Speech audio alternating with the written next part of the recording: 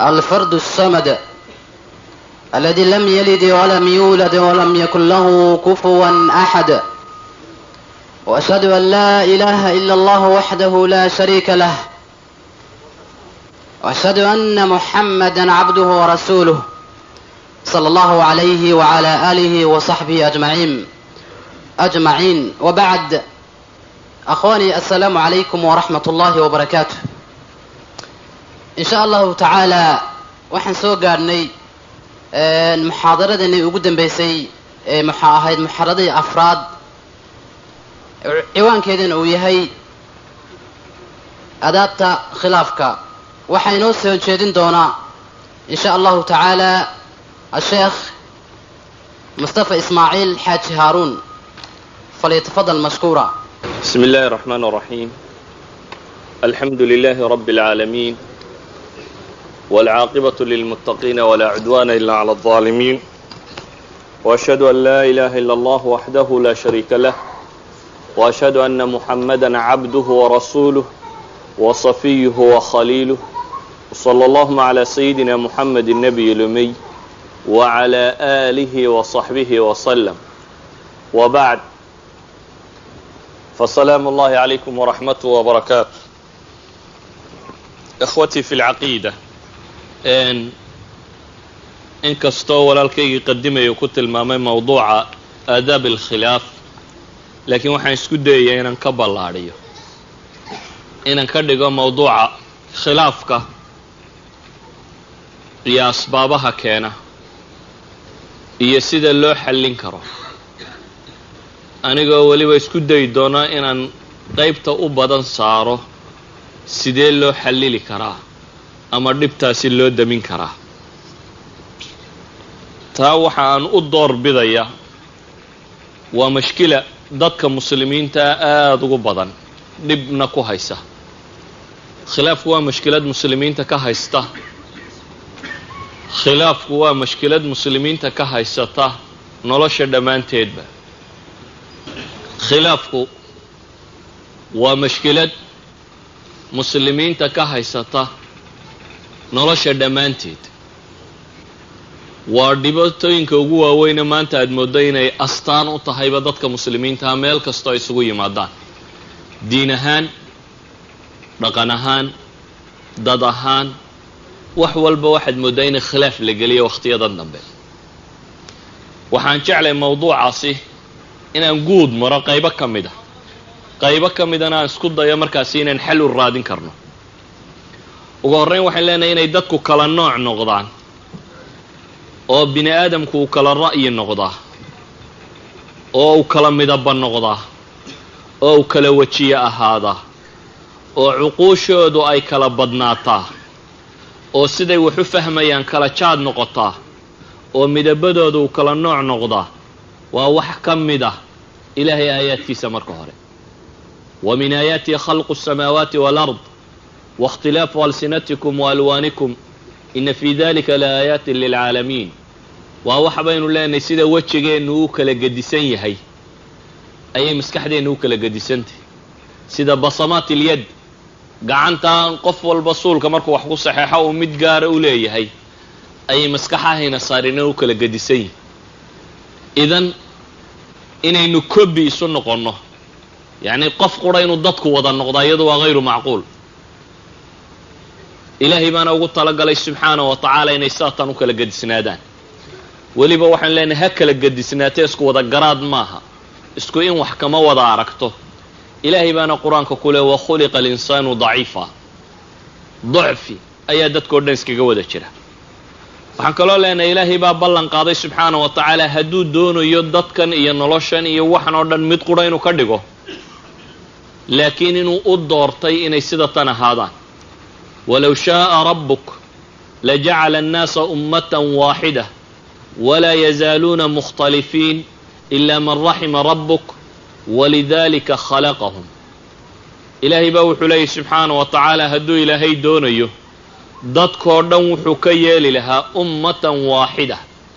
nooc keliya alla ka dhigi lahaa. laakiin ilaahay baa wuxuu leeyahy walaa yazaaluuna mukhtalifiin, kama zuulayaan inay kuwa iskhilaafsan ahaadaan inta uu alla u naxariistay mooyaane. in iyadu naxariis heshay oo naxariista xagga alle ka timaada ee ilaahay qur-aanka ku leeyahy wamaa arsalnaaka ilaa raxmatan lilcaalamiin, naxariistaasi inta hesho mooyaane inta kale saas bay isu khilaafsanaanaysaa. ilaahay baane walidaalika khalaqahum. waxaan leenahay waa wax caadiya marka hore in dadku waxyaabaha qaar ku kala gedisan yihin, bal ee adiga iyo aragtidaad shalay rumaysnayd berri inaan rumaysnaan baa la arkaa. talooyinku siday shalay kuula muuqdeen maanta marka macluumaadkaagu kordhaan ama aragtidaadu korodho sidaad shalay wax u arkaysay inaad u arag baa la rabaa, ayaa dhacda. laakiin khilaafku waa laba nooc, ama waxyaabaha dunida yaaliya bini aadamku laba qaab buu u fakeraa. dadku inta badan wuxuu iskhilaafsan yahay markaan xaqiiqada lahaynin. xaqiiqadu markay maqan tahay ayaa mutuhisku jooga. hadday xaqiiqadu joogto mutuhisku wuu dhammaadaa. maalan scienceska waxyaabaana iyagu inoogu bixiyeen natural sciences, naturena ma jira, ilahay unbaa abuuro makhluuqaadkiisii. pure scienceska waxaa la yidhahaa maalan dadku isku waafaqsan yihi, aragti ma kala leh. masalada cilmiga scienceska hadduu buudi soo helo iyo hadduu kristan soo helo iyo hadduu muslim soo helo waa tii uun, waa qaacida waaxida. waayo laab baa la geeyaa, dabeetana waa la tajribeeyaa, dabeetana xaqiiqadaa caddaata. xaqiiqadu markay caddaatana waa iskaga mid xaqiiqadan qofkii caddeeyey inuu kristan ahaa iyo inuu muslim ahaa iyo inuu buudis ahaa. saa daraaddeed bini aadamku scienceska waxa u yaqaanin iskuma khilaafo, ama natural scienceska. laakiin waxaa artka la yidhahdo isku khilaafa, ama human scienceska waxay yidhahdaan alculuum alinsaniya. human scienceku ma aha scienceska bini aadamku shaqale, waxa weeyaan scienceska caqliga bini aadamka loo tiiriyo isagoo asalka u yihi. waa falsafad, waa dhaqaale, waa siyaasad, waa maamul, waa aragtiyo, waa dhaqan, waa tarbiyad. waxaasoo dhan bini aadamku isku kala gedisan yihi, waayo xaqiiqadiisa aan caddayn. dabeetana qoloba ra'yay ka dhiibatay, qoloba sibay ula muuqatay, qoloba sida ula muuqatuunbay taagan tahay. laakiin waxaan leenahay wa min raxmat illaahi caza wajal waxaa ka mid ah inaanu bini aadamka ku daynin kala fogaanta ay kala fog yihiin ama kala aragtida yihiine inuu u soo diray rasuul muxameda calayhi salaatu wasalaam oo uu diinta xaqaa ugu soo diray si uu u kala caddeeyo fiima ikhtalafuu fiih. waxay dadku isku hayaan rusushuba waxay u timaadaa inay kala caddayso maxay fiima ikhtalafa annaas, waxaanaan dadku ra'yiga isugu keenaynin ayay rusushu u timaadaa inay usuul keento lagu kala baxo. haddaba intaanan taa u gudbin waxaan guud marayaa masaa'il had iyo goor culammadu ay tilmaamto a wada taqaaniin. khilaafku bay culammadu yidhahaan guud ahaan waa 3 nooc. midi waa khilaaf ammaan ah, in la iskhilaafo ay sax tahay oo waa ka uu xaqu yeedhiyo ee looga dan leeya in xaqa lagu sugo oo baatilka lagu dumiyo, sida khilaafka u dhexeeya mushrikiinta iyo dadka mu'miniinta ah, ama mu'miniinta iyo ahlu kitaabka iyo ahlu bidaca iyo ahlu fusuuq iyo waxaasoo dhan. waayo qolana xaq bay taagantay, qolana baatil bay taagantay. inaan lagu dayanin ama loo ekaanin gaaladoo dhan khilaafka ah in gaalada la khilaafo iyo waxeedu muctaqidaadka iyo afkaarta iyo waxaas kaas isagu waa xaq. mid kalena culammadu ay ku daraana waxay dhahdaan alkhilaaf takhsiibi, waxay ku tilmaamaan khilaafka wax dhalinaya. yacni waxa weeyaan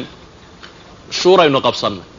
qof markuu muse yidhaahdo haddii aniga waxaasi ka gedisan aan arkaya inaan na soo bandhigo si ra'yigu u bislaado, qofba qadiyadda uu dhan ka eego dabeetana aynu u gaadhi karno ra'yi bisaylo aynu gaadhi karno, isna maaha ka dembiga. kuwaasoo dhamme waa macquul. khilaafka mid ka midii waa madmuum bay yidhahdaana waa mid xun.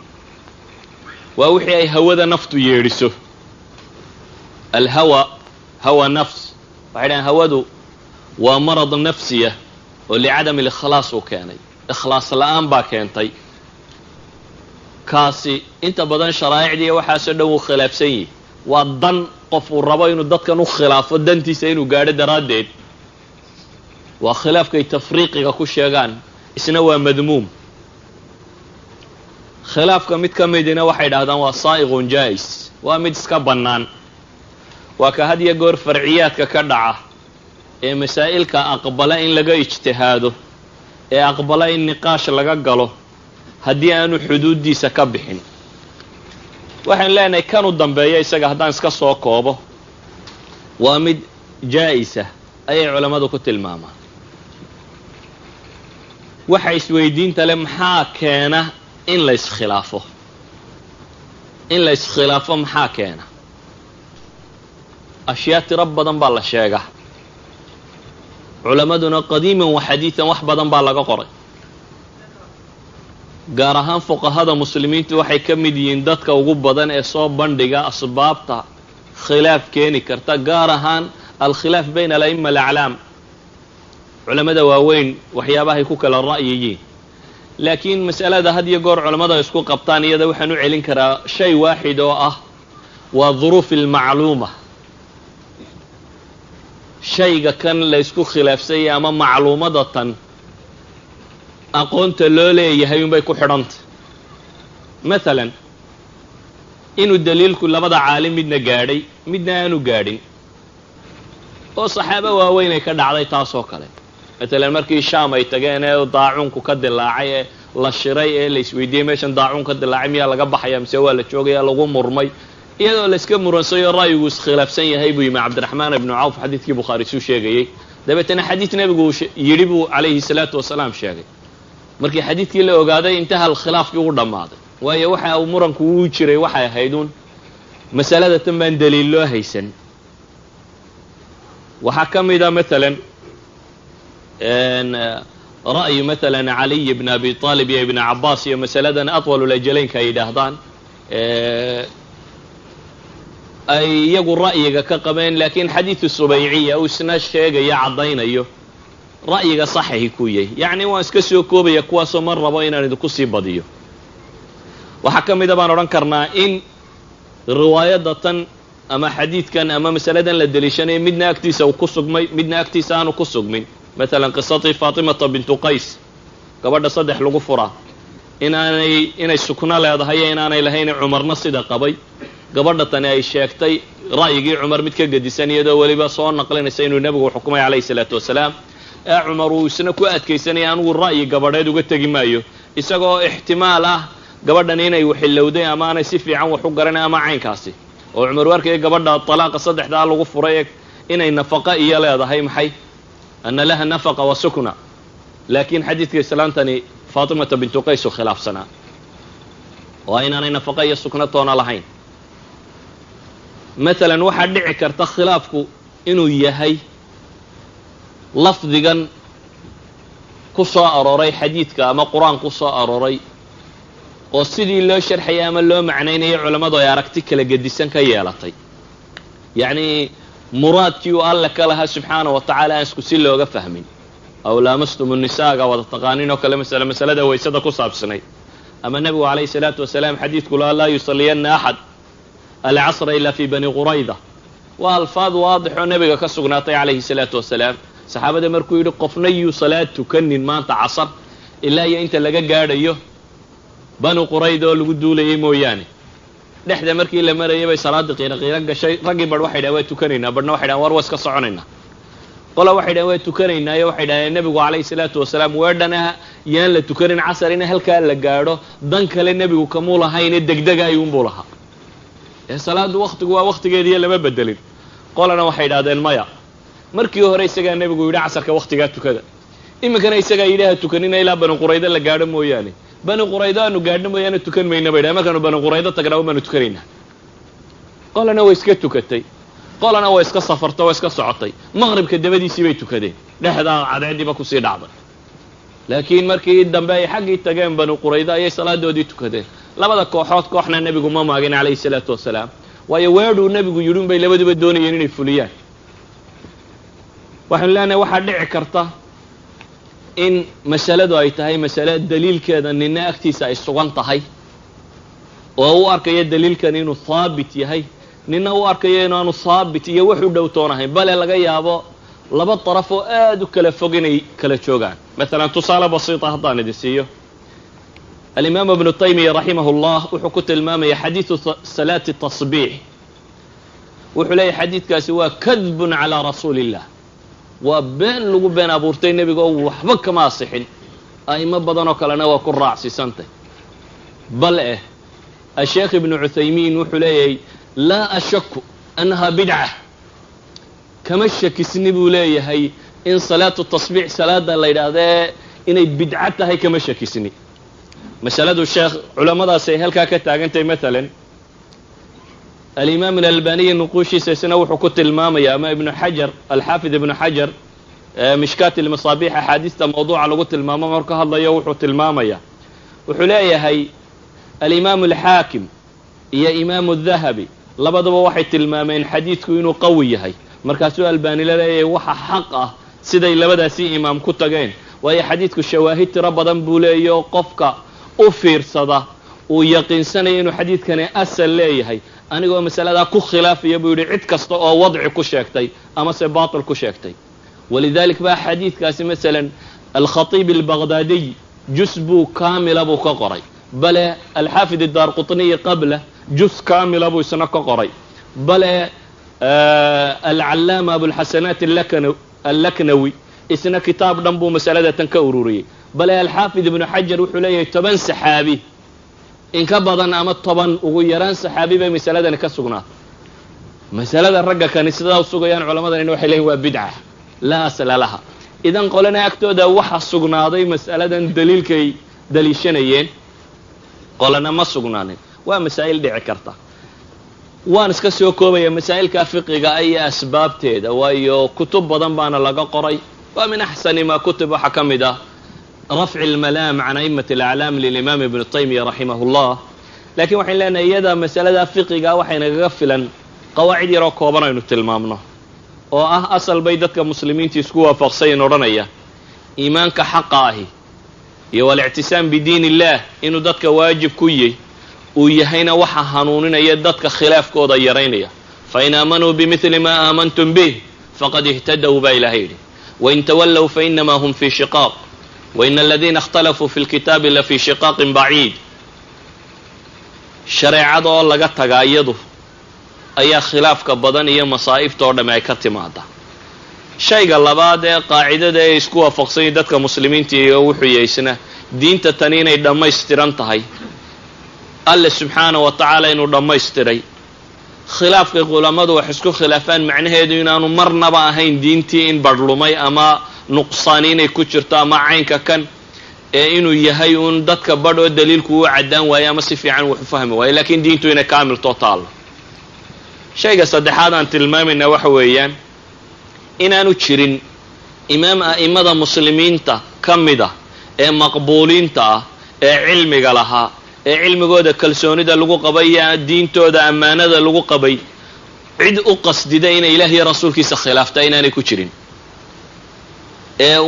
uu ka imanayay mas'ala kasto ay kitaab iyo sunno ku khilaafaan wa khuliqa al-insanu dha'ifa ay ka imanayay khata'un ay ku dhaceen inay noqonaysay isla markaa qaacidada kale taala waxa ay mar kasto oo mid kamida sababto ay u cadaato ama mas'alada gafkeedu u cadaadaba waxay ahaayeen kuwa xaq u soo noqda sidoo imaam shaafici uu ku tilmaamayay waxaan wali qof lamaan doodin buu yiri ilaa iyo waxaan jeclaysan jiray in ilaahay isaga carabkiisa xaq ku muujiyo isagu inuu xaq carabkiisa ku muujiyo taas waa masaa'il iska caama oo fi baab al-fiqh laga yaabo inay ku saabsan tahay laakiin iyadaan rabay inaan iska guud maro waxaan jeclay inaan in badan ka warramo ama si aan tilmaamo al-asbaab al-'amma lil-khilaf dhamaantii waxa laga yaabaa masaa'ilka ugu badan inaan isku haynaaba inaanay fiqh ba ahayn sababtan weyne keenta inta badan dadku inuu iskhilaafo waxa keena dadka in barjahli badan ku sugan yihiin ilaahay baa quraanka wuxuu ku tilmaamay isagoo ahlu kitaabka inooga waramaya fanasuu hadda mimma dhukiru bih faghrayna baynahum al'adaawata walbaghdaa'a ila yawm alqiyaamah koox baa ilaahay ka waramo alle wuxuu leeyay wixii la faray qayb kamida bay ka tageen jahli baa ku dhacay dabeetana ilaahay wuxuu leeyay waxaanu ku itixaan cadaawo iyo uurxumo iyo iskhilaaf baa lagu itixaamay qofku hadduu mas'ale jaahil ka yahay indhuhu ka ridaa unde soocanka maaha qofku haddaanu mas'ale garanaynin inta badan xukumka ka yimaada gaf buu isaga dhacaa. walidalik baa ilaahay wuxuu tilmaamayaa lilfuqaraa'i aladiina uxsiruu fi sabiili اllahi laa yastatiicuuna darban fi اlard yaxsabuhum اljaahilu agniya'a min altacafuf tacrifuhum bisiimaahum laa yas'aluuna annaasa ilxaafa. dadkii sadaqaadka la siinaya ilahay markuu ka warramay baa waxa uu alla leeyahy waxaa kuwa ka mid a dadka foqorada ee masaakiinta ah, kuwaas oo aan shaqaysan karaynin dhibaata haysato, laakiin ilaahay wuxuu ku tilmaamayaa yaxsabuhum اljaahilu agniyaa. wax magaratadu waxay moodaysaaba alla yidhi inay hani yihiin. sababtu waa maxay? way dhowrsoon yihin. laakiin dadka ildheer garatada ahi waxa ay ku garanayaan calaamaadka kale ee ka muuqda dadka kan. sidaa daraaddeed jaahilku had iyo goor axkaamta ka soo fushaaya inay qalad u dhacda ilaahay tilmaamaya. walidalik buu nabigu calayhi salaatu wasalaam min calaamaati saaca wuxuu ku tilmaamayay inay cilmiga kan uu alla faydi doono culammadu intay dhimato ay soo hadhi doonaan dad badan oo wax magarato ahi, oo dadku dabeetana ay yeelan doonaan ru'uusan juhala, xadiidkii bukhaari suu sheegayay, madax aan waxba garanaynin, dabeetana inta wax la weydiiyo dadka isaga fatwoon doona oo iyana lumaya dadkana luminaya. idan jahligu kow waa sabab ka mid a waxyaabaha dadku inay tafaruqu ku dhaco. ummad tafaruqeedu tiro badan yahay haddaad aragto macnaheedu waxa weeyaan jahlaa haysta. shayga labaad waa iyadoo dadka bardana gaara iska wataan oo xaqa iyo xaqiiqada ay u khilaafayaan. ara'ayta man itakhada ilaahu hawaah, kuwa ilaahay ku tilmaamayay subxaana wa tacaala. shayga saddexaad waana sida ay inta badan sameeyaan ahlu bidca iyo wixii la nooci, walidalik baa mubtadicada inta badan culammadu ahlulahwaa ay ku tilmaamaan. shayga saddexaad wuxuu yahay tacasubka waxa loo yaqaano. qofku intuu cid uun ra'yigiisa iska qaato u arko un ciddaas inay 100% sax tahay, ama dhaqan hore ay haysatay iyo caado iyo wuxuu din gaara ha ahaado, ama nin caalimo kula weyn ha ahaado. dacfigu sidiisubana waa farcun can iddicaa'i alcisma bay idhaahdaan. tacasubku waa farc bay idhaahdaan can iddicaa'i alcisma. waa adigoo le ma gafo markaad tidhaahdo may mar kasta anay xaqa ku taagan waa ma gafo macnaheedu. walidalik baa ilaahay wuxuu ku sifaynaya inuu cismada dadka sheegtay inuu khisaalka ahlu kitaabka lagu yaqaan inay tahay aanay ka mid ahayn khisaalka lagu yaqaano dadka mu'miniinta ah. waidaa qiila lahum aaminuu bima anzla allah qaluu nu'minu bima unzila calayna wayakfuruuna bima wara'ahu wahuwa alxaqu musadiqan lima macahu. ahlu kitaabka ilaahay wuxuu leeyahy haddii la yidhaahdo rumeeya waxa alla soo dejiyey, waxay odhanayaan waxaanu rumaynay wixii annagana lagu soo dejiyey, wixii ka dambeeyeyna waa ka gaaloobayaan ba alla yidhi, xataa hadduu xaq yahay. qofka mu'minka ahi ma eego qofka, laakiin wuxuu eegaa wuxuu sheegayo. walidalik baa abu hurayra jin baa habeenkii timirtiisa kada xadi jiray. abu hurayra 3 habeenba qabtay. habeenkii u dambeeyey markuu dhagay buu wuxuu yidhi warniyow habeen kasta uu isii daayo wuu cawdaa. habeenkii dambe wuxuu yidhi warniyow in cilmigan kuu sheegayaaye cilmigaa qaado iska kaysiida. bal sheeg baa la yidhi cilmigaad wadda. wuxuu yidhi haddaad aayad kursiga akhrido jin dambe balaayadoo dhan waa lagaa xijaabaya, shaydaan dambe ku boobi kari maayo. wuu iska sii daayey. nabigu calayhi salaatu wasalaam xadiidka wuxuu ku tilmaamayay sadaqaka wahuwa kaduub. markan run buu kuu sheegay buu nabigu yidhi isagoo beenaala ah. yani xataa waaxid min aljinni buu abu hurayra cilmi ka qaadanayay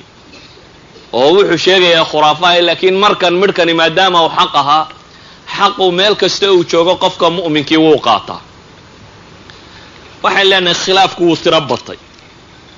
tiro badnidiisiina xad aad u mashkilada buu noqday. anigoo eegaya ina aada u daalantihiin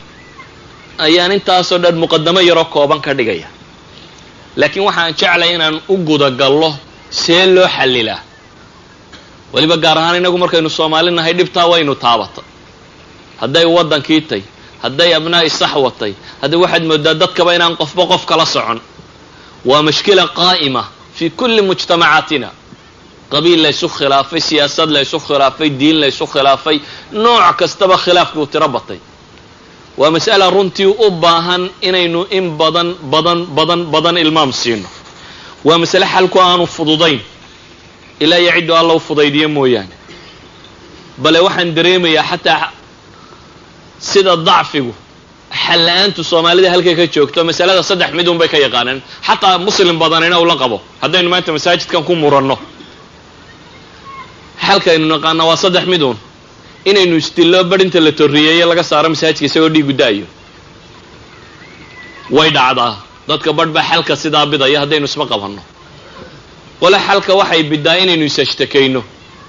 oo kuwa hore yaro dhaamaano waxay dhahdeen waxba yayna isdilan laakiin looyaro iyo inaynu wax isu qabanno iyo maxkamado iyo gaaladaa isula tagno oo maanta o dhan is-ashtakayno kuwa ugu niyadda san leh waxay sameeyaan ma taqaanaa waxay dhahdaan nimankaa la heshiin mayno waxba la yeelan mayne ha qaataan masaajidkaba halkaasaynu mid kale ka jeexanaynaa inagee waa kuwa ugu niyadda fiican leh yacni inana kooda ha haystaane halkaasaynu mid kale ka jeexanaynaa inagee waa xalka quraa yaqaanin lakiin waxaasi midna xal maaha waxaa habboon inaynu in badan ka fakerno see wax loo xallili karaa haddii aynan si fiican u fahmin sida wax loo xallili karo waa dhib runtii aada u tiro badan oo weligeedna ayna haysan karaysa walidaalik ayaa waxaan leenahay laba dariiqo oo wax lagu xallila baa jira inta badan laakiin mid waliba dariiq bay raacdaa qola waa dariiqada reer galbeedka nimanka reer galbeedka la yidhaahdaa ma waxaad u malaynaysaa inay iswaafaqsan yihin maya oo caalam individualista kullu shay way isku khilaafsan yihin waddan kastoo galbeed oo aad timaado diin ma wada haysto waxba ma wada rumaysna isku aragti maaha qaar waa yamiin midig mutaطarifiina qaar waa bidix mutaطarifiina qaar waa meel dhexdhexaad diinta kuma midaysna qaar ilaahba ma rumaysna qaar kristan bay rumaysan yihin qaar wax kaley rumaysan yihin dhaqan kuma midaysna oo waxaa laga yaabaa inay ajnaas kala nooco tiro badan leeyihiin haddana waxaad moodaa burburkoodu ilaa xad inay xakameeyeen waa maxay sababtu hunaaka shay waxiid waxay heleen iyaga aragtidooda qaab khilaafka loo xakamayn karo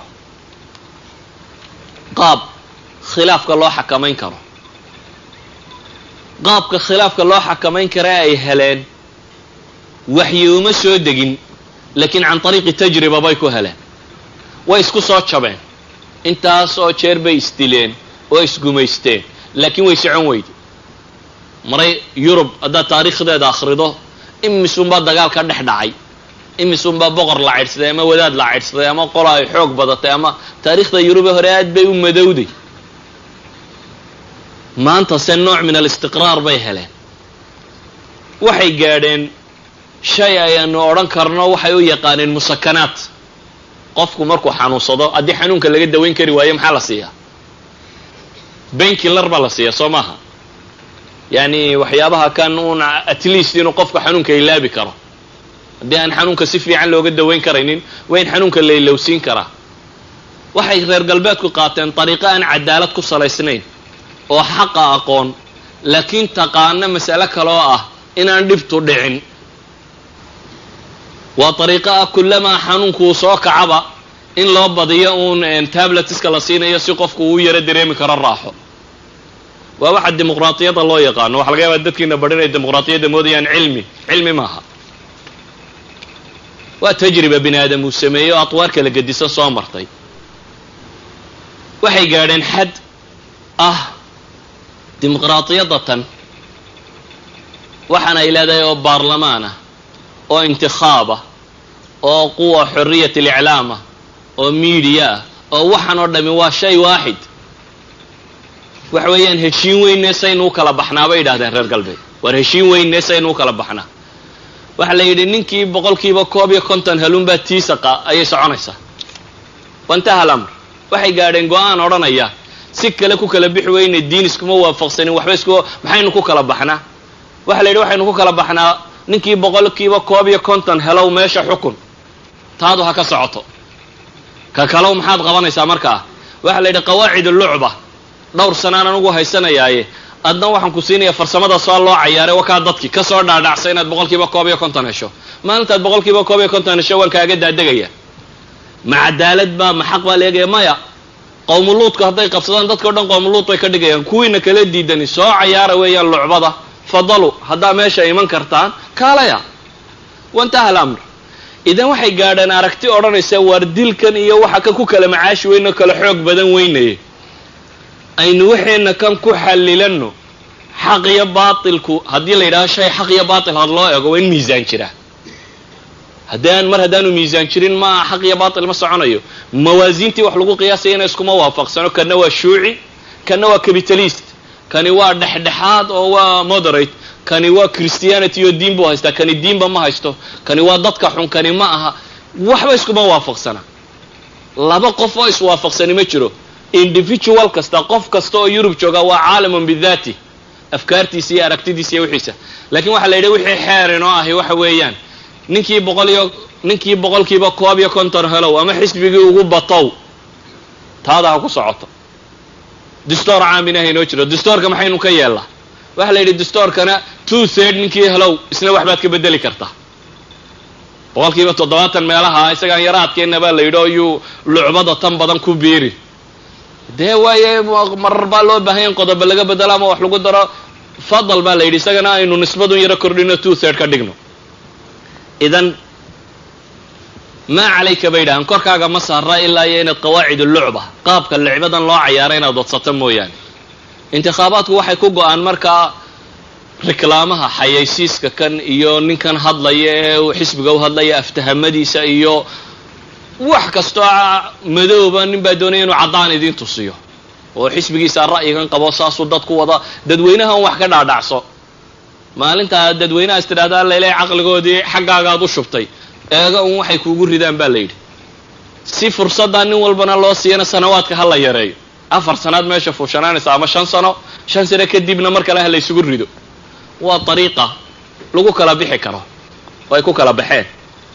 dariiqo kalea jirta oo ah dariiqa alislaamiya. iyada ta saddexaad ka hadli maayo. waa dariiqada dictatorka ee anaa idin haynaya intiina kale ma uriikum ilaa maa ara. iyadu waa tii fircawn. waxaan arka mooyaane cid kale wax ma arki karto. iyadu waa nidaamkii fircawn. marka taa iyada inaga reeb. dariiqo kalea jirto oo ah dariiqada islaamku uu yaqaano oo iyadu sheegaysa thawaabit inay jirayso wax sugan oo dadku miisaan u ah oo dadku ku noqon karo oo ku qiimayn karo oo iyana qaab loo kala baxa leh. intaanan markaa taa sharxin muslimiinta dhibta ugu badan ee maanta haysata aniga aragtidayda waxay ku salaysantahay labadan dariiqo aan sheegaya midna ma aaminsana.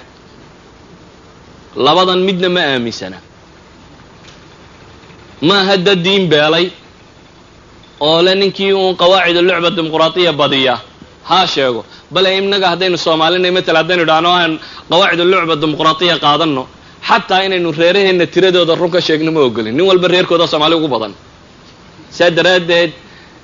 yacni qaab aynu isku waafaqaynaa ma jiro. muslimiinta badan ee caalamu thaalidka ka jirtaa waxa weeyaan fikradday qaateen westernku may qaadan. waa mid. tii islaamkana may qaadan. waa laba. maxaa la qaatay markaa? waa mudabdabiina bayna dalik laa ilaa haulaai walaa ilaa haulaa. idan dee la heli maayo deganaanshiyo ma dhacayo. ma ihi anigu min ducaati dimuqraatiya oo nin idinku yeedhaya dimuqrasi qaata ama kan qaata. laakiin waxaan tilmaamayaa waxyaabaha koowaad ee keenay inuu degi waayo muslimku oo wax isku waafiqi waayo oo wax xallilan kari waayo. waxa ka mid a baynu leenahay may qaadanin duruqda lagu xallilo khilaafka iyadoo la ogyahay in la iskhilaafayana. soomaalidu maxay ku mahmaahdaa? maan rag bay yidhaahdaan. waa mudacyaafkii. mudaca waa la yaqaanaa waan umalaynaya waa lahajaadka soomaaliyeed ka mid eh. yacni mudacu waa bahalkan yaree haamaa lagu talo. mudac haddaad mudac afka u saarto wuu fiiqanyo dhan unbu iska dhaafaya. lagama yaabo inaad isla hesho labada af. marka la yidhaha maan rag waa mudacyaafkii macnaheedu waxa weeyaan kollayba dhan unbaa ra'yigeenu iska dhaafaya. lagama yaabo inaynu si toosa wax walba 100% inaynu isugu waafiqi karno. idan waa inuu jiraa mar haddaynu ra'yigii ku kala nooc noqonayno qaab aynu wax u dhexdhexaadsan karno ama qaab aynu wax u xallilan karno.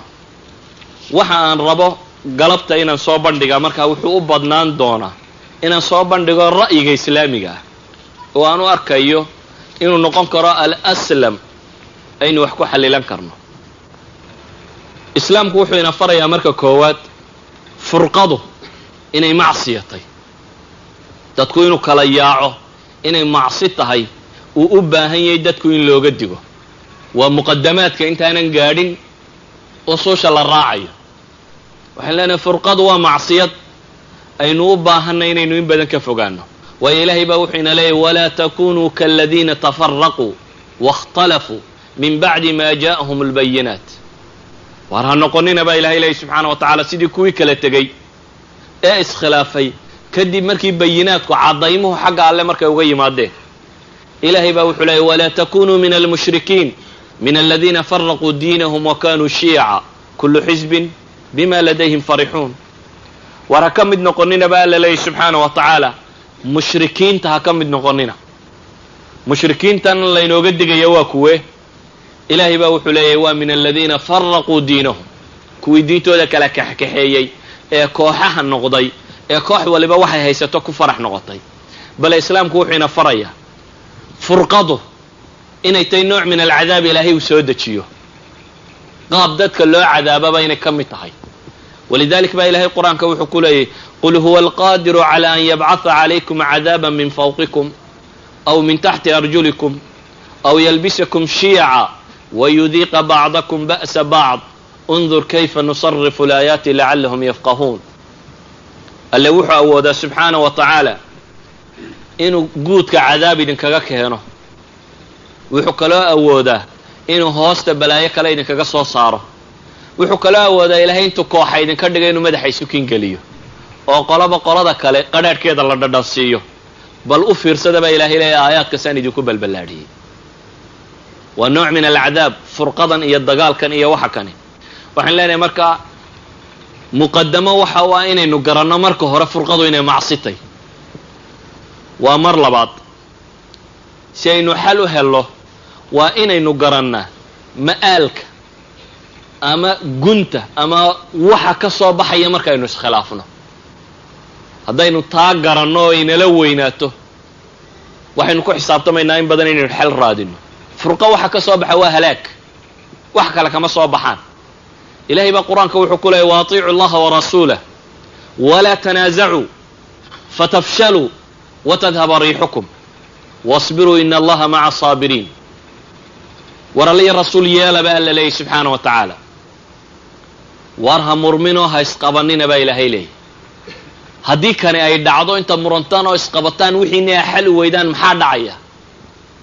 ilahay natiijada uu inoo sheegaya waxaa la leeyahy fatafshaluu luqada carbeed fa'da waxay yidhaahdaan waa fa liltacqiibi watartiib yacni adawaat alcadfi ama xuruuf alcadfiga luqada carbeed waxa wax conjunctioniska wax isku xidha macaani kala nooca bay leeyihin qaar waxay tilmaamaan labada shay inaanay isku xigeen waxba kama sheegaan jaa muxamadun wa caliyun haddaad tidhahdo moxamed iyo cali baa yimi ma sheegayo kii soo horreeyey wakhtiga u dhaxeeyey waxba kama warramayo wowgu haddaad tidhahdo jaa caliyun uma muxamadun waxa uu sheegayaa tartiibun inuu cali yimi kadibna inuu yimi moxamed laakiin timeka ma sheegayo in sanadba u dhexeeyaa laga yaaba laakiin haddaad tidhahdo jaa caliyun fa muxamadun haddaad tidhahdo macnaheedu waxa weeyaan inuu cali yimi markiibana inuu ku daba jiray kii kalena wuu ku fan jiray bay culamadii naxwe soomaalida odhan jireen yacni wuu daba socday time u dhama dhexaynin ilahay halkan fa buu ku isticmaalay waxaa la leeyahay walaa tanaasacuu waar ha murminoo ha isqabaninoo caynkan haddaad taasi dhacdo a xal weydaan maxaa dhacaya ilahay wuxuu leeyahy fatafshaluu waa fashilaysaan baa la yidhi watadhaba riixukum xooggiina iyo dowladnimadiina iyo dadnimadiinana waa la waayaya waxaan u malaynaya masaladaa ninka soomaaliyeed inaan loo sharxaynin ilahay wuxuu leeyahy waar ha isqabanina haddaad isqabataan xal raadiya haddii taa la waayo baa la leeyahy waxa ka dambeeya waa in idinka laydin waayo iyo dowladnimadiina iyo dadnimadiinaba maxaa ilaahay aayadda tacqiib uga dhigay inaynan degdegine xal raadino wasbiruu ina allaha maca asaabiriin baa ilaahay leeyahy aayadda tacqiibkeedu waa kaa war sabra baa ilaahay leeyahy ilaahay wuxuu maciisaya kuwa sabree qadaayaadkiina in badan sabr iyo dulqaad ku daya sida daraaddeed furqadu inay xun tahay daraaddeed ayaa nebiyullaahi haaruun calayhi salaam markuu walaalkii ka tegey nebi muuse calayhi salaam ee lagaga tegay reer banu israa'iil wuu u sii wacdiyey wuxuu sii sheegay reer banu israa'iil waa kii saamiri waale barh ka mida ay dibiga caabudeen kamuu tegin nebiyullaahi haaruuna in badan wuxuu is yidhi nimankan sax waa se diideenoo way tunjileecsadeen weliba muuse markuu soo noqdayna wuxuu arkay nimankii oo dibi caabudayo wuu cadhooday alwaaxdiima intuu daadiyey ayuu walaalkii gadhka iyo timaha dhuftay isagoo cadhaysanoo leh maxaa kuu diiday inaad iga daba timaaddo markaad waxa kan aragtay cudurdaar wuxuu ka dhigtay shay qura oo aayaadka ku qoran fii suurati taah qaala ya bna umma laa ta'khud bilixyati walaa bira'si inii khashiitu an taquula faraqta bayna bani israa'iila walam tarqub qawlii war hooyaday kay dhashayow buu leeyahy gadhka iyo madaxa toona hayjiidin waxaan ka cabsaday inaad tidhaahdo reer banu israa'iil baad kala qaybisay adigoon warkayga sugine waan arkayaa inay gaalnimo cad ku sugan yihiine waxaan rabay inaynu talada isku soo gaadhno meel ka wada istaagno ee gaalnimo iyagoo ku sugan baan weli la sii dhex joogay anigoo ka cabsanayay inaad hadhow igu eedayso tidhaahdo inii khashiita an taquula faraqta bayna bani israa'iila walam tarqub qawlii sida daraaddeed furqadu xalkeeda waxaa ka mid ah inaad garatid hadday timaaddo waxa ka dambaynaya wuxuu yihi haddaynu xal weyno inaan waxaana inaga dhexeeyaa jiraynina waxa ka dambaynaya uu halaag yahay in suuraddaasi kuu cadday waayo suuraddaasi hadday maskaxdaada ku cadday inaad xal raadisaa baad ka doorbidaysaa walihaada sabab ayaa waxaynu leenahay furqadu maadaama uu halaag yahay iyo dad in la gumaysan karo ayaa qur-aanku wuxuu ina barayaa inay tahay falsafada siyaasadeed ee uu adeegsado ku kasta oo raba inuu dad gumaysto waxaynu wakhtiyada tan maqlaa dad yidhahdo siyaasadda ingiriiska maxay ahaan jirtay divide and rule baynu maqlaa qaybi oo xukun laakiin maaha siyaasadu ingiriisku keenay waa siyaasaddii fircawn uu lahaa waa madhabu fircawnu fi siyaasa waa madhabku fircoon taagnaa ee maamulka uu ka taagnaa iyo siyaasadda waxaa la yidhahdo ilahay baa qur-aanka wuxuu ku leeyay ina fircawna calaa fi lard wajacala ahlaha shiyaca yastadcifu طaa'ifata minhum yudabixu abnaa'ahum wayastaxyii nisaa'ahum inahu kana min almufsidiin baa ilahay yidhi ilahay wuxuu leeyay fircoon wuu qooqay oo dhulka wuu ku kibray laakiin maxaa ka dhiga qof inuu dad ku qooqo waxaa ka dhiga masalada tan wajacala ahlaha shiyaca baa ilahay yidhi dadkan uu ku dhex qooqay kooxuu ka dhigtay wuu kala qaybqaybiyey qaar la soo dhoweeyo qaar la fogeeyo qaar la maago bulshada markaad qaybsato hadday kuu qaybsanto waad gumaysan kartaa markaa adiguna waayo iyadaa badhna xooggeedii ku raacsanya badhna kaasoo horjee iyadumaad isku tumaysaa saa daraaddeed baa ilahay wuxuu leeyay fircawn wuxuu adeegsaday wajacala ahlaha shiyaca baa ilahay yidhi dadkeedii buu kooxa ka dhigay markuu kooxa ka dhigay maxaa soo baxay yastadcifu taa'ifatan minhum baa ilahay yidhi koox ka miduu markaa gumaystay markuu dadkii qaybqaybiyey isku ogaaday qaybi in isaga la jirto ayuu qaybtii reer banu israa'iil ha gumaystay oo uu ku xukumay gumaysi kii u fool xumaayo ah reer dhan inuu yidhaahdo rag ma dhashaan wixii wiil ka dhashay ha la dilo dumarkuuna ha loo daayo xukumkiisina kaasuu noqday uu reerka ku gumaystay idan xataa isticmaarku ma suurtagalaha inuu gumaysi dad gumaysto ilaa iyo inuu dadka qaybiyo mooyaane ummadda midda ahi ma aha ummad la gumaysan karo islaamkuna walidalik buu dadka muslimiinta wuxuu ugu yeedhayaa inay noqdaan ka mathali ljasadi lwaaxid jidh qura inay isku noqdaan waayo laga xoog badan kari maayo markaa laakiin inta ay kala fog yihiin way dhacaysaa falsafadaasi uu fircoon fahmay ayaa waskuna fahmay reer galbeedkuna taas buu gartay dabeetana wuxuu gartay inuu dadka qaybiyo si uu u xukumi karo walidalik baa caalamu thalith maanta ma jiro meel dhib ama dagaal ama waxaasi ay ka jiraan ilaa iyo duwalka reer galbeed hareerahay kaga jiraan weliba atraafta kala gedisan bay kala raacsiisan yihiin dagaal kastoo meel ka socda dhan kama soo wada jeedaan westku dagaal kastoo dunida saddexaad ka jira dhan kama soo wada jeedo ee wuu isfeeraariyaayo dhinacyo kala gedisan buu ka soo jeedaa tujaaril aslixadoodii iyo dhaqaalahoodii iyo hubka iibiskoodii wixii oo dhan baa dhex socda bal reer galbeedku markuu tan ogaadayba wuxuu isticmaalayaa tiisana inuu isu keeni karo ta kalena inuu sii kala dayn karo yurub ha laysla doondoono maraykanka intaasoo state ha laysu geeyo waxbaa laysu geegeynaya si kuwa kalena in la sii kala dayn karo la yidhaahdo aqaliyaadka xorriyad ha la siiyo sidana loo kala galo. qaarna waa la isku ururinayaa, qaarna waa la sii kala yaacinaya, waxaa la leeyahay ha kala xoroobaan oo taqriirulmasiir ha la wada siiyo. walidalik baa wuxuu tilmaamayay axad ulkutaab ayaa wuxuu leeyahay caasimadaha muslimiinta mid ka mid aan ku arkay buu yihi nin maraykana, waa nin mabaaxijta maraykanka ka tirsanaan jiray, waa nin takhasusaadkiisii akademiga cilmiga ahaa wuxuu ku qaatay xarakadan muslimiinta ee alakhwaan almuslimiin la yidhaahdo ayuu buug ka qoro uu ku qaatay takhasuskiisii. waa richard michel baan ku arkay unbuu yidhi caasimad ka mid a caasimadahan carbeed maraya. dabeetana waan la yaabo oo aan dawladdiiyo ciidamo ogeyn waxaan ku yidhi bu yidhi war maxaad meesha ka qabanaysaa?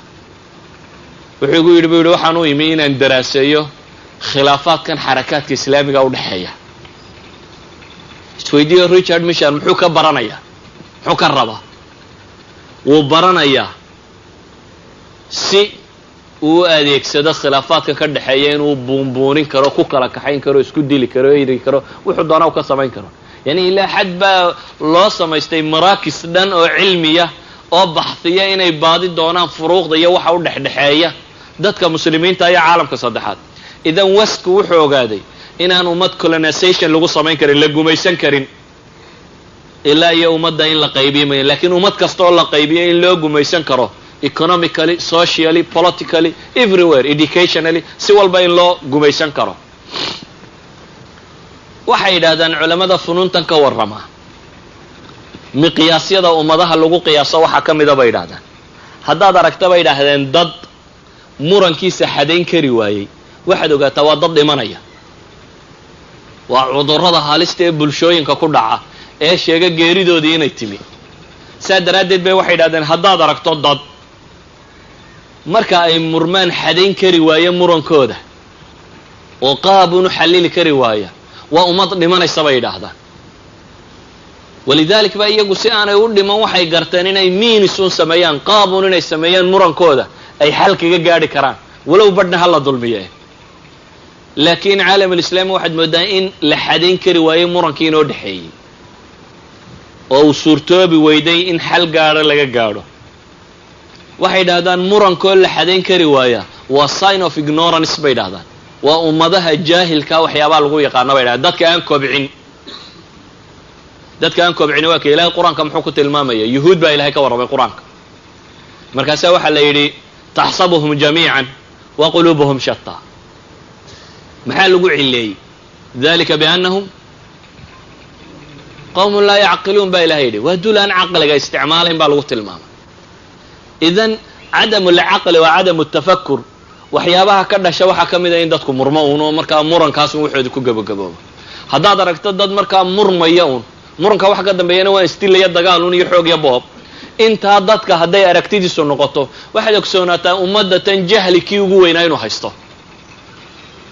jahli aada u badan waa calaamaadka lagu garta bay leeyihin. waxyaabaha jahligu ku dhaco calaama ka mida calaamaadka lagu garto. waxay leenahay waxaynu u baahanay marka haddaynu dad muslimiina nahay inaynu in badan masaladan ka fakarno, in badan inaynu eegno murankeenna inaynu xadayn karno. hadday taasi dhacdo waxaa dhacaya inaynu guulaysan karno, waxaa dhacaya inaynu jiritaan yeelan karno. idan abnaa'i saxwa aw abnaa'i alxaraka alislaamiya waxay u baahan yihin inay xadayn karaan murankooda. qabaa'ilka soomaaliyeed waxay u baahan yihin murankooda inay xadayn karaan. siyaasiyiinta soomaaliyeed waxay u baahan yihin inay murankooda xadayn karaan. haddii taa la waayo waxa ka dambeeya an waa inaynu dunno. waa sababta aynu wax u wada yeelan kari weyne. maanta waxaa laga yaabaa waddan kastoo yurub ka mida inay soomaalidu filqantay. organisation inay dhistaan wuu fududyi. maalin intaan nin uun yimaado khayr qabi wuu isku ururin karaa. laakiin cabsi waxaan ka qabaa un bil kadib inuu dumayo. waayo waxaan lahaynin markaynu isqabanno si loo kala baxo. idan mar haddaanu jirin marka la isqabto si loo kala baxe uu yahay inaynu isdillo, inaynu isashtakayno, iyo inaynu kala guurro oo nidhaano jaaliyadaas xun aynu isku qabannay waar mid kale halkaa inooga furo inuu noqdo. xalkaynu garanayna hadduu saddexdaa yahay waxba ma wada lahaan karno. ilaahayna qur-aanka wuxuu ku tilmaamayo ina kathiira min alkhulaطaa layabغi bacduhum calى bacd ila aladiina aamanuu waacmiluu صaalixaat. dadka wax isku darsadaabaa ilaahay leeyahy, ama dadka isdhex gala inta badani way isku xadgudubtaa. waayo bini aadamkaa iska tamaaca lama waayo qaab dadku isugu xadgudbo way isdulmiyaan baa ilaahay leeyay kuwan qura ee laga soo reebay waa maxay waa kuwa iimaanka iyo camalka suuban laga helay akhwati fi alcaqiida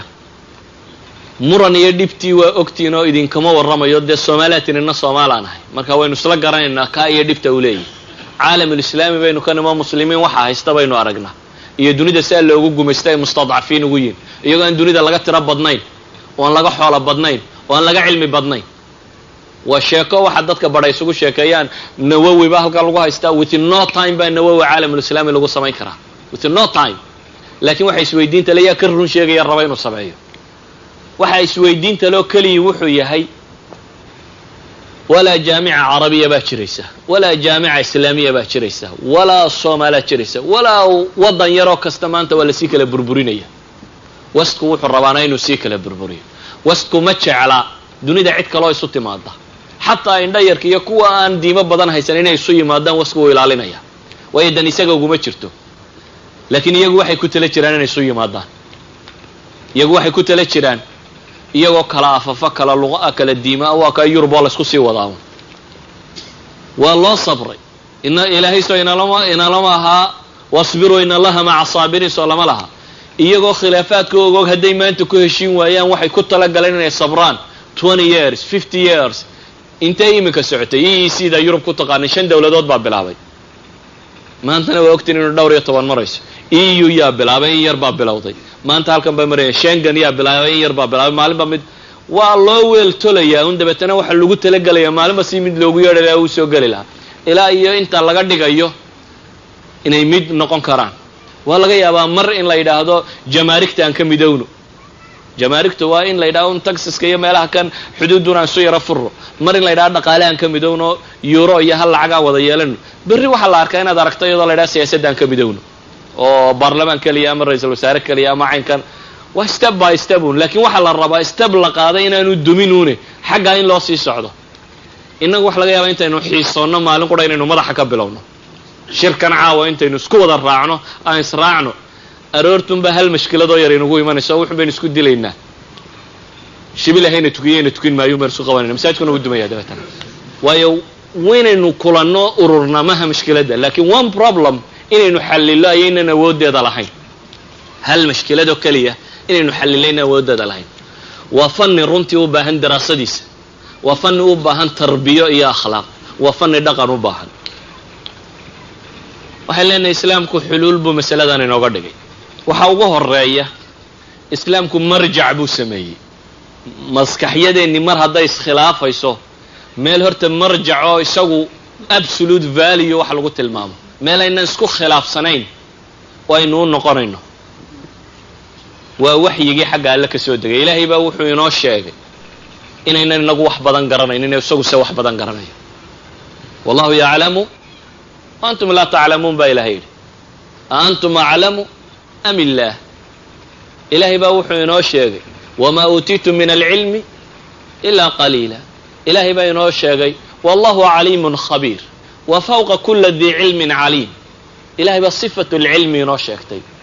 إلهي ولا ينبئك مثل الخبير شكتي سيدو الله هو الرمى يعيد دونك هو الرمى سامجرته ما دام يتاسي جرته إلهي وحوين لي أنا وحا absolute values كي ميزان كردبطا ايدن سينايا ايه وحكو ميسامن إيسان وحاو باهنتي يون شاي كستوى ميسام إيسان انا صارتان ونكو اكتان لكن ميزان كي وكم بقى لي أنا إذن أقبى إلهي لينا إسخلاف الدونتان كان الناس أمة واحدة فبعث الله النبيين مبشرين ومنذرين وأنزل معهم الكتاب بالحق ليحكم بين الناس فيما اختلفوا فيه بإلهي تذكر متقرى يا هاي وآدم باوض دلو التوحيد بيكسقنا هاي واكلا تقينو قال يا مسلم يا وحبيك للنقضين إلهي وحلي النبيان إذن صدر الدقية وإذن بشارين كتب بانو سودي بي حقا كسوغرن يحي محان سدا ويلي با إلهي لي ليحكم بين الناس فيما اختلفوا فيه dadku waxay isku hayaan in lagu kala xukumo ba Ilaahay leeyahay anbiyadan iyo rusushan iyo waxyiga waxa loo soo diray inay noqdaan miisaanka inuu noqonayn Ilaahay baa wuxuu leeyahay fa in tanaza'tum fi shay farudduhu ila Allah war rasul war marka murantaane arrimiisu kin qabsan weydo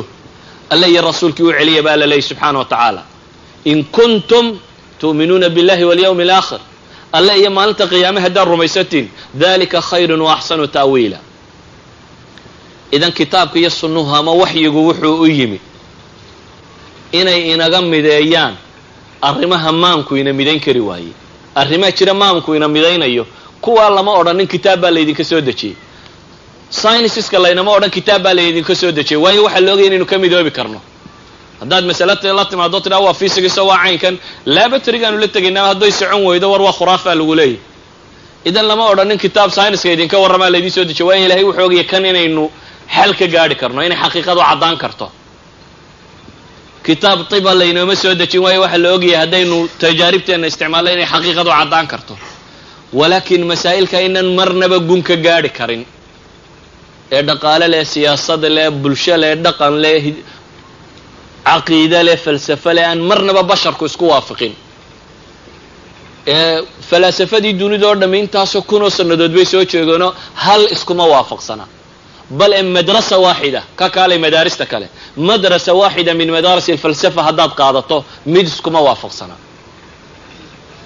idan waxa qudhe bini aadamku ilaahay uu leeyahay anaa isku kiin waafajinaya waa wixii maanka bini aadam uu awoodi kari waayey inuu isku waafaqo ayaa ilaahay yidhi anaa idin kala saaraya halkay gaala yidhahdeen fartaynu ku kala baxayna gaale waxaa la yidhi xaq iyo baatil ma egno laakiin farta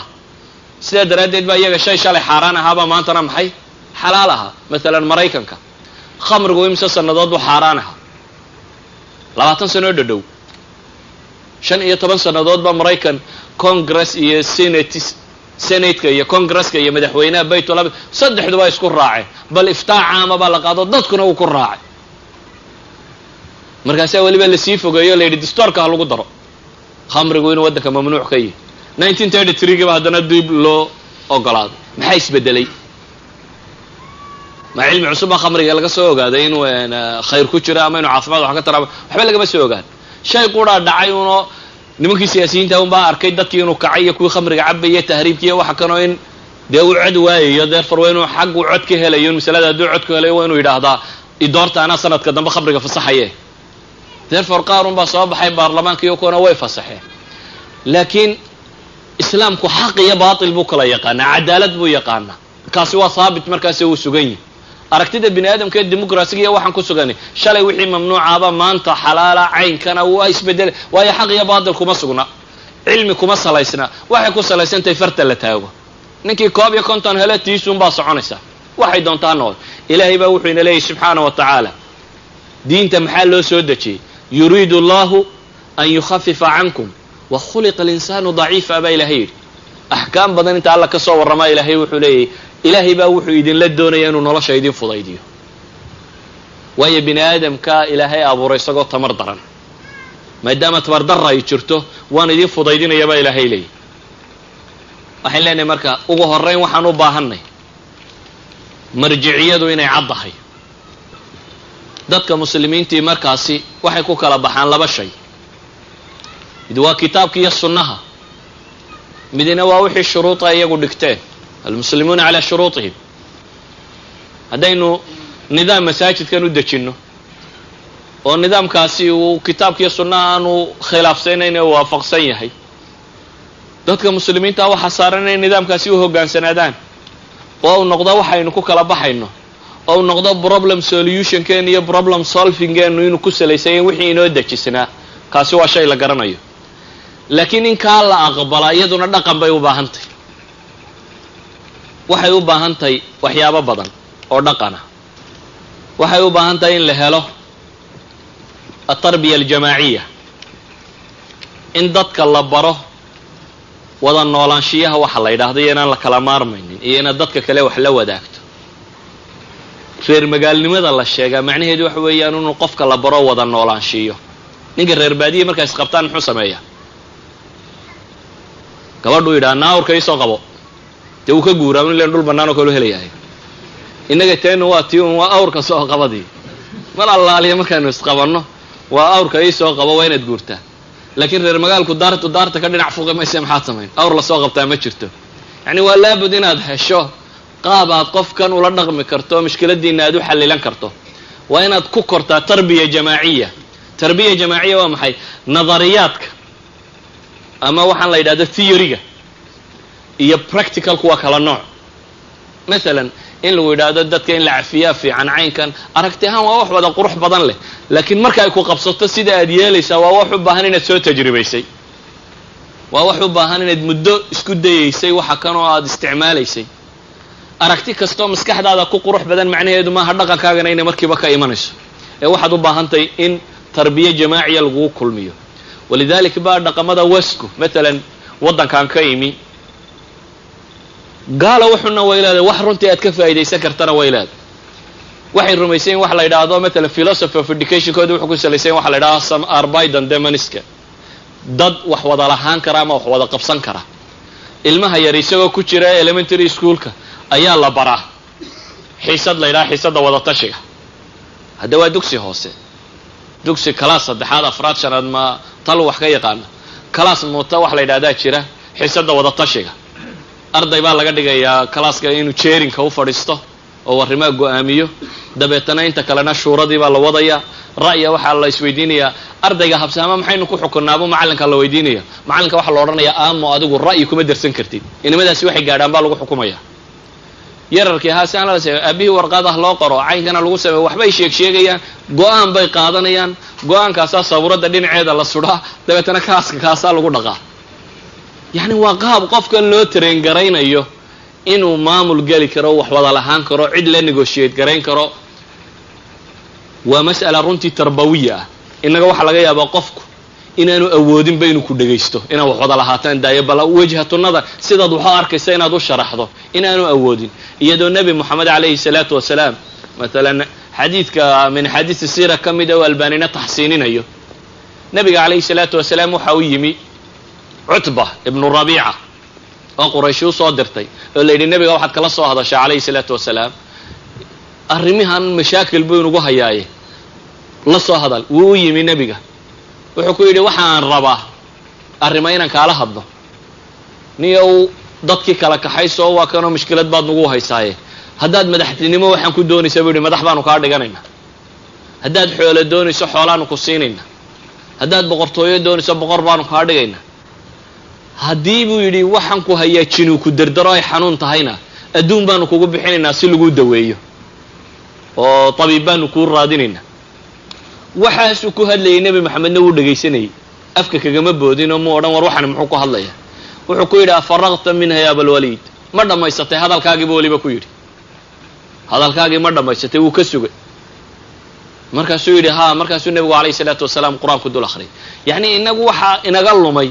inaynu tala wada yeelanayo wax daaya xataa inaynu isdhegaysano haddaad shir soomaaliyeed timaado buuqu intuu markiiba bilaabmaabaa la kala kacaya intaan waxbaba lays odhan waxaad awoodi kari weyday xataa wax macnale ayuu sheegi jabaniiska waa ummad aad u cajiiba umamkan caalamka maanta jooga turuqu shuura ay leeyihiin way ka gedisan yihiin wasku sida ay u wadaan shirkadda jabaniiska marka shirkaddu ay shirayso khubarada qura looma yeedha kuwan shaqaalayo wuxuu dhan baa la ysugu yeedhaa cidda ugu hor hadasha ma taqaana ka ugu hooseeyaa la yidhahdaa hadalka bilow kuwa kalena way dhegaystaan philosophy bay leeyihiin yidhaahda aqoonta xagga hoose inta laga ururiyo kor ha u socoto ninka sare ha gaadho waxay ku leeyihiin hadduu ninka khabiirkii hadalka bilaabo bay yidhahdeen oo arrinta markiiba isagu soo bandhigo dadkii kale aaraadahaya ama way khajilayaan ama markiiba isagaa qancinayo dee maadaama ninku markii horena uu magac lahaa dhowr shahaadadoodna uu sitay shirkadana uu maamulayay markuu wax sheego wallahi tiisaasaa malaa la qaatay soo dhan laakiin bay yidhaha haddii kan laga bilaabo qof waliba ra'yigiisibuu soo bandhigaya lecdi kaama horrayni wixii kula ahayd baad soo bandhigaysaa waxaa la arkaa bay leeyiin khabiirkan aaraa badan oo ka maqnayd in lagu kordhiyo oo ay xaggan ka soo baxdo yacni waa xad ay tawaaduceen ilaa ay isku dayeen shaqaalahan yaroo hoose shirkadda aan waxba ka ahayn bal in la heli karo ra'yigiisa shirkaddu development si ay u samayso in loo heli karo waxay leeyiin waxaynu u baahanay tarbiya jamaaciya in la heli karo oo ah dadkan in la baro in la wada noolaan karo waxaynu u baahanay in la helo alakhlaaq alislaamiya oo aan qofka mu'minkiini mutawaadiciyay oo aanad isweynayn oo dadka iska cilmi badanin oo aanad moodin inaad ka ra'yi fiicantahay mahmaa da'daadu ay weyntahay ama shahaadadahaagu ay tiro badan yahin ama wax akhriskaagu tiro badan yahay inaad ogaato un waaxid min albashar inay tahay oo waxna asiibi kara gafina kara in naxariisaynu ku dhaqannayo xilmi iyo dulqaad in qadabkiiyo cadhadu yaraado in takaburka iyo xasdigu yaraado waxaan oo sifaadoo ilaahay uu inoo sheegaya waxa weeyaan waa sifaadka keenaya dadku inaanu iskhilaafin ee wax wada yeelan karo waxaynu u baahannahay inaynu baranno waxaynu ku tilmaami karno alqawaacid alarbaca oo dadka muslimiinta gaar ahaan aan leeyahay way u baahan yihiin kow waxaynu u baahannahay inaynu baranno inaynu isdhammaystirno oo khayrka intaynu kala qaadano atakaamul watacaawun aw albinaa'i macan duminta qof waliba wuu yaqaana ilahay wuxuu leeyay watacaawanu cala albiri wataqwa idan wixii bir iyo taqwa inaynu isku gargaarsanno waxaynu u baahannahay inaynu ogaano qofna inaan ilaahay u ballan qaadin cismo ee qofku inuu gafi karo walidalik buu nabigu calayhi salaatu wasalaam kuwa gafay ku tilmaamayay haddana ficladoodun inuu beri ka noqdo ee aanu iyaga beri ka noqon khaalid ibnu waliid buu nabigu diray calayhi salaatu wasalaam reer bani jadiima markuu u tegayna niman buu laayay intay yidhahdeen saba'na way gafeen inay yidhahdaan aslamnaa bay garan waayeen saba'na iyo aslamna waa isku macno dhow yihiin saba'na carabta hore waxay isticmaali jirtay qofku markuu diin ka baxo diin kala galo saba'na bay yidhaahdeen halkii laga rajaynaya inay yidhaahdaan maxay aslamna calaa kulli xaal uu laayay nabigaa loo sheegay calayhi salaatu wasalaam xadiidka bukhaari wuxuu tilmaamayaa inuu ku ducaynayay nebigu allahuma innii abra'u ilayka mima sanaca khaalidu ilaahu beri waxaan kaaga ahay buu nebigu yidhi wixii uu khaalid sameeyey khaalid baan beri ka ahay nebigu ma odhan waa in khaalid wuu gafay qadiyadda tanna wuu ku qaldamay waxaa la mid ah usaamata bnu sayd ijtihaadkiisii qaldanaay ahaa ninkii laa ilaha illa allah yidhi uu dilay maxaad ka yeeli doontaa buu nebigu ku lahaa maalinta qiyaame laa ilaha illa allah saad ka yeeli uu waxyaabaha badan ee cudurdaarka u keenay idan qofku wuu gafi karaa isagoo khayr doonayay ee inaynan qofkao dhan tuurin masaladuu gafo ama caynka baynu u baahanay waxaynu u baahanay inaynu dareenno dadka muslimiinta inay walaalayiin oo ukhuwada islaamiga inay dhab noqoto oo ugu yaraan salaamatu sadri inaynu qabno haddaynan gaadhaynin xaddul ithaar laabteennu inay nadiif noqoto oo had walaalkaa laabtaadu u xaadhan tahay waxaynu u baahanay baan leeyahay markaan soo koobo dhaqan islaamiya oo fiican ikhwati fi lcaqiida mawduuca kani waxaan leeyahay maaha mawduuc muxaadaro maalin laysugu yimaado lagu dhammayn karo lakiin waxaan leenahay waa mawduuc tarbiya u baahan oo daraaso u baahan oo cilmi u baahan waa mawduuc u baahan yani waxaan walaalada qabtay iyo aniguba aan rajaynay inaan uga dan lahayn inaan maskaxdiina ku abuuro inaa as'iladan dib isu weydiisaan oo idinku homework ku qaadataan oo isku daydaan inaa xal raadin kartaan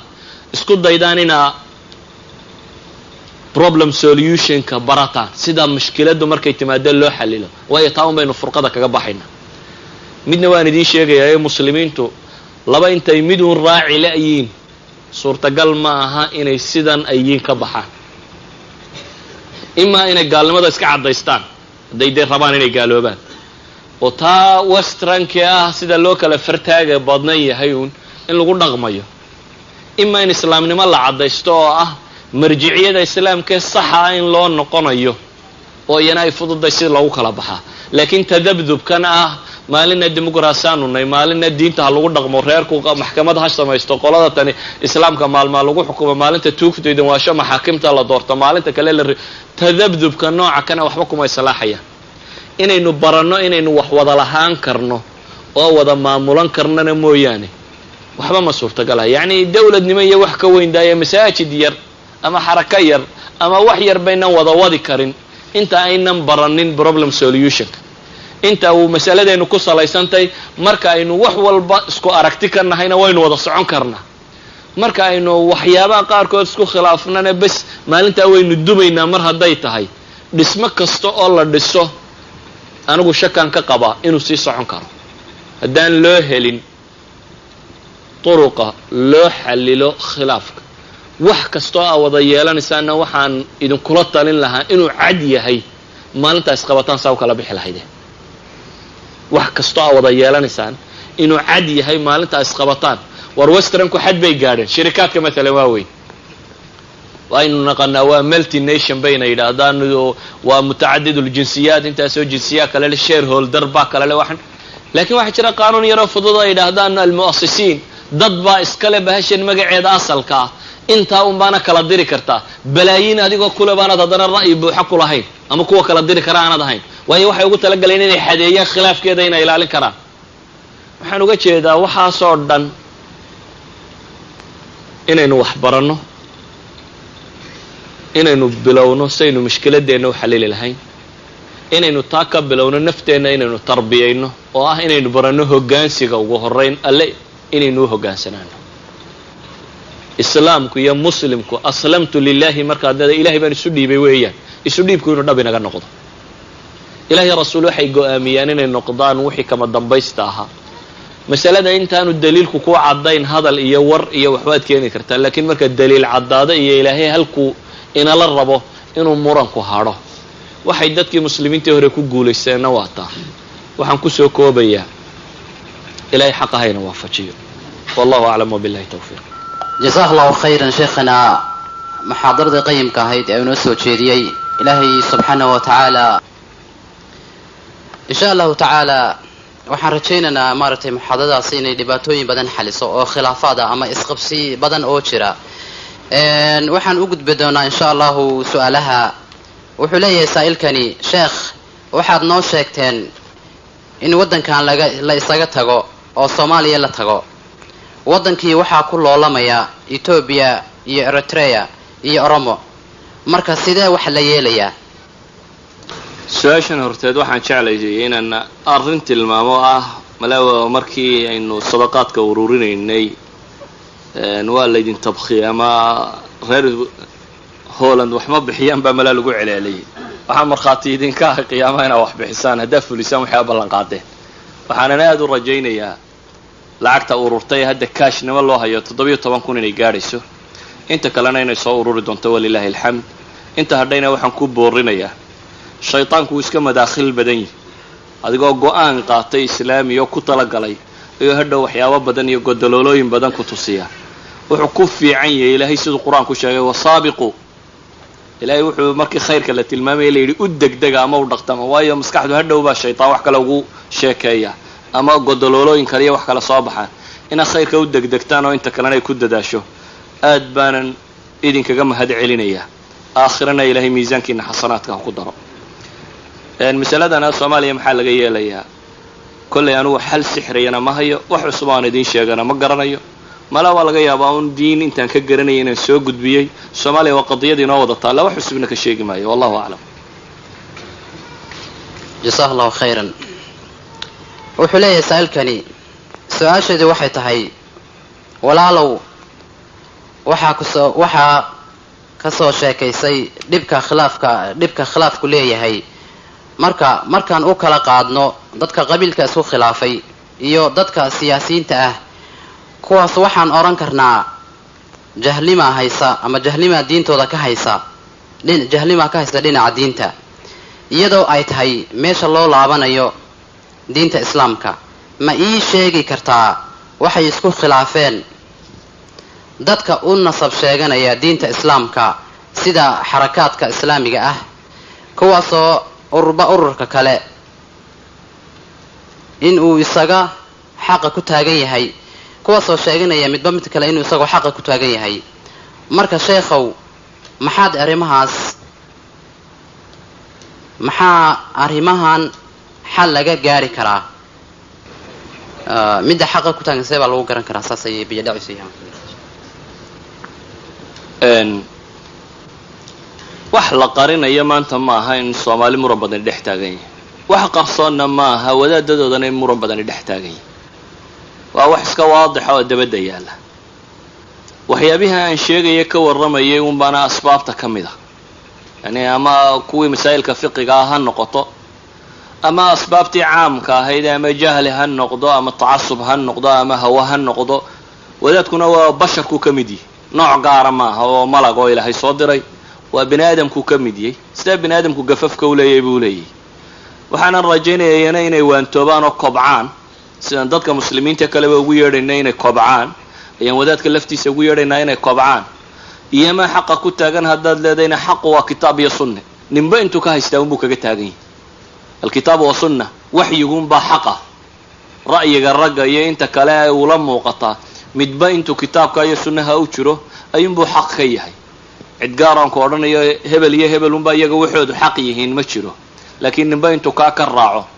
waana dhib jirta oo u baahan sida dhibaatooyinka kaleba ay xal ugu baahan yihiin xal u baahan waqtina u baahan wallahu aclam jaza allah khayran wuxuu leeyahay saalkani assalaamu calaykum sheekhow faa'iidada ka dambaysa dowladda maxay tahay ka waran sheekhow haddii inteena dowladda isugu timid ama isugu yimid aynu dad maamulo dooranno dadkaas oo ah shuyuukhda kulankan ka soo qayb galay waa iska tegaya waxaan idinka maamulayaaba waanan garanayna reer Holland haddaad tihiin haddaad maamul samaysanaysaan iyo haddaad wax qabsanaysaanba waa mid noloshiina ay ku xidhantay waxaan ogahay inaan qofna keligii wax iska dhicin karin yurub dhulka la yidhaahdo maalan hal masalaan idin tilmaamaya waska waxaan idin idhi dimuqraasigu cadaaladda ma yaqaan laakiin wuxuu yaqaanoo kalaa jira in iyana inta yaqaanin laga dafiro maaha wuxuu yaqaanaa wax la yidhaha furuska cadaalad ma yaqaanoo cid xaq ma siiyo oo xaq aad u leedahay adigoo meel iska fadhiya heli maysid laakiin wuxuu yaqaanaa wax la yidhaha fursad oo ah waxa lagu ogolaya xaqaaga inaad u halgantid sida daraaddeed baa ummad kasta oo waska degan koox wal oo noociba xaqooda iyagaa u halgama ee baarlamaanku ma yidhahda xaqooda ha la siiyo maalan ururaha wadanadan jira waxaa maqashaan ururka dhakhaatiirta ururka macallimiinta ururka saxafiyiinta ururku muxuu macna samaynayaa ururka dhakhaatiirtu wuxuu heegan u yahay inuu ilaaliyo xuquuqda dhakhtarku leeyahay inaan marnaba lagu xadgudbin dawladda ama axsaabta ama dadka maamulka haya markay ka soo timaado shaqadoodii ama nimankaasi dantoodii wax ku gafaya ayuu wuxuu u taagan yahay inuu ololihii qaado isna inuu dad ka dhaadhiciyo inuu baarlamaan ka dhaadhiciyo inuu shaqo joojin sameeyo siduu xaqooda u dhacsan lahaa idan galbeedka dadka degan waxa lagu siiyey fursadaad xaqaaga ku dhacsato laakiin laguma siinin xaq meel kuu yaallo adigu aad iska leeday hadday is leediin waa fadhfadhinaysaanoo baarlamaan baa jiriya maxkamadiya cadaalada xaq baa laydin siinaya waxba soo heli maysaa waa laydin gumaysanayaa waxa qudhe xaqiina dhacsan kartaan oo aan jaridad idin caayi karin oo aan t v wax idinka sheegi karin oo aan social idin dafiri karin oo aad dad noqon kartaan oo wixiina dhacsan kartaan markaa yeelataan isu tag iyo ururo iyo dad danihiina u heegan oo ka shaqeeya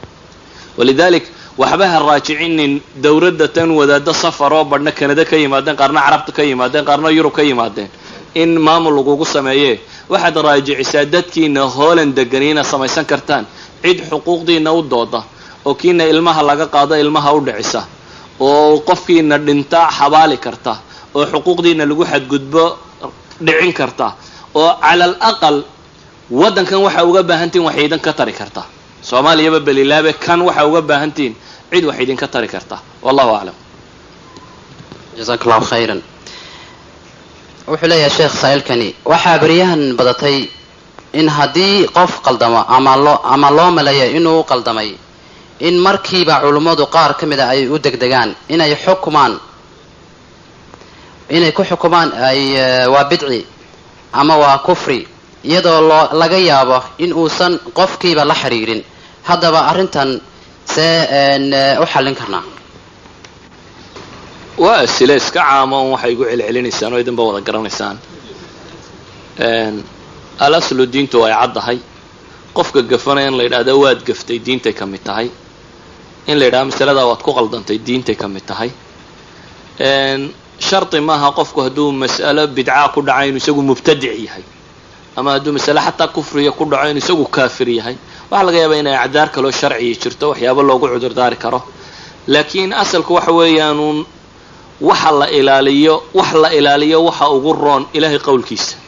iyo sunnadii nabiga calayhi salaatu wasalaam qofka muslimkii naf iyo nafiisba wuxuu u bixiyaa waa inaanay qaldamin waxyigii saxa ahaa ee xagga alle ka yimi